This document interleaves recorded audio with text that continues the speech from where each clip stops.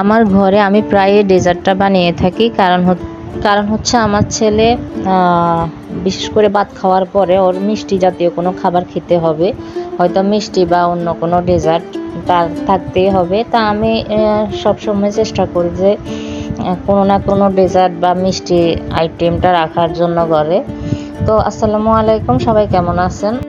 আজকে আমি এখানে যে ডেজার্টটা বানাবো, ডেজার্টটার জন্য আমার লাগবে দুধ। তো আমি দুধটা গরম করে ঠান্ডা করে রাখছিলাম। এখানে আমি দুধের সাথে দেখতেই পেলেন যে আমি এক চামচ চিয়া সিড ভিজিয়ে রাখছি।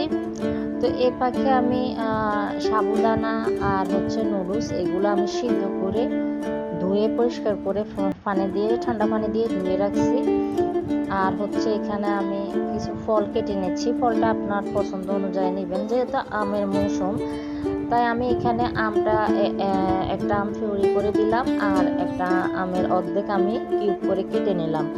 তো আর এখানে আমি এটার সাথে দিচ্ছি হচ্ছে সাবুদানাটা দিয়ে দিলাম, দুধটা দিয়ে, দুধের সাথে চিয়া সিড আছে, চিয়া সিড আর দুধটা দিয়ে এখানে আমি সাবুদানা দিলাম, এরপরে নুডলসগুলো দিয়ে দিলাম। এখানে ফলের মধ্যে আমি নিয়েছি আঙ্গুর আর হচ্ছে আপেল আর হচ্ছে আম।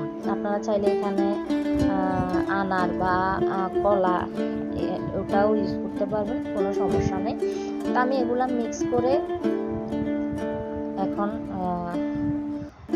সার্ভ করে দিব। তো সার্ভ করার পরে আমি এখানে আইসক্রিমটা দিছি। আপনারা চাইলে যখন এটা বানাবেন তখন আইসক্রিমটা দিতে পারেন, আইসক্রিমটা একটু বেশি করে দিলে খেতে একটু বেশি মজা লাগে।